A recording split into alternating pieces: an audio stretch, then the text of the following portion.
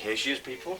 I told you I'd get hold of her, and here she is, Abby, Joey Riot's missus, and she's here to basically give us some information well, this is basically going to be the whole turning point. I mean, if you're not going to believe her, who are you going to believe?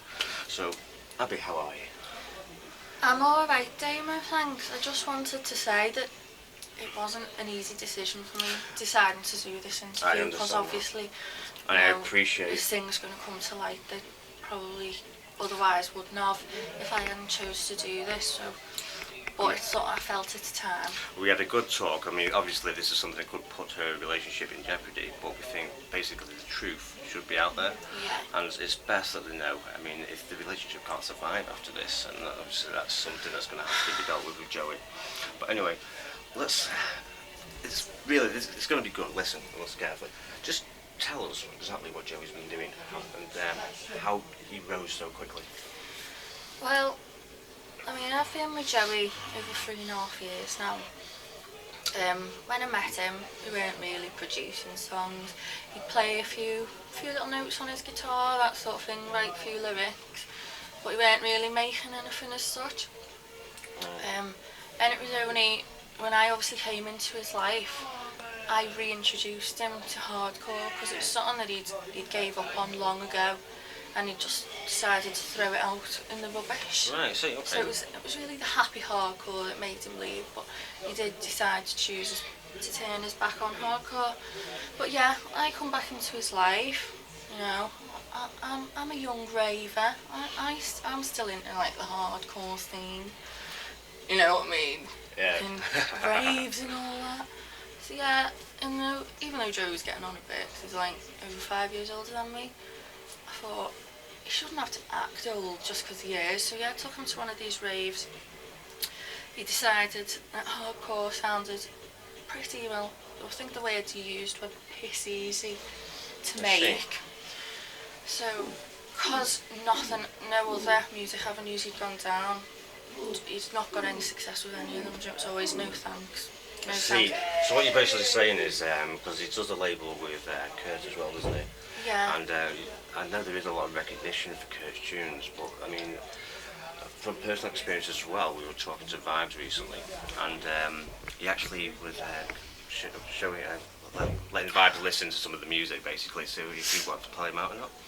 And all the tunes that we were throwing to him actually turned out to be Kurt's tunes. I mean, Vibes was like, no, I've got to speak to Kurt. He's like, well, it's my label. It's like, well, yeah, that's, got to talk to the actual artist himself. Stop like basically using your name for work that isn't that. It's like. Yeah, well, you see, that's actually where Joey made his first clever decision.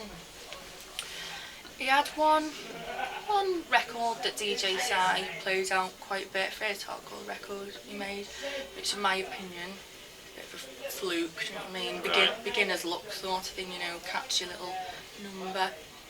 But yeah, so we got that signed, but then just after that, everything stopped, do you know what I mean? No one had listened to his records, they wouldn't take any, and that's when he came across a young fellow we now know as DJ Kurt. Yeah, and that's where the label basically started from. Yeah. Now, is it true that the actual, was it Hardcore Heaven CD that got him?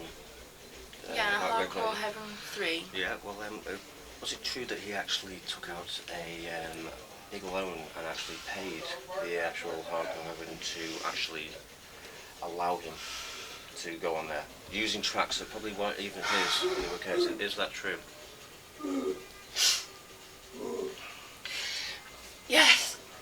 Yeah, it's all true. It's all true. Right, I see. And he'll do anything. He'll do anything to get to the top. He doesn't care who he hates. Poor Kurt, he's downtrodden. He makes all these fantastic tunes. Joey gets the credit for them all. Well, I think we're gonna have to intervene now anyway. Sorry, yeah, it's making me sick now. Well, what we're gonna do is we're gonna get Kurt into the studio. We're gonna have a word with him personally, and we also have a few more surprises for you. Depending on time, though, we'll see what we can do for you. Okay? But can I just say one last thing? Please don't hate me for telling the truth. I do love Joey, but it's not fair keeping all these lies hidden.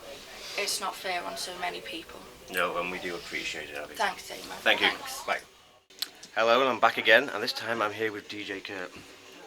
Thanks for your time, Kurt. Basically, we just wanted to confirm if the rumours out there are true.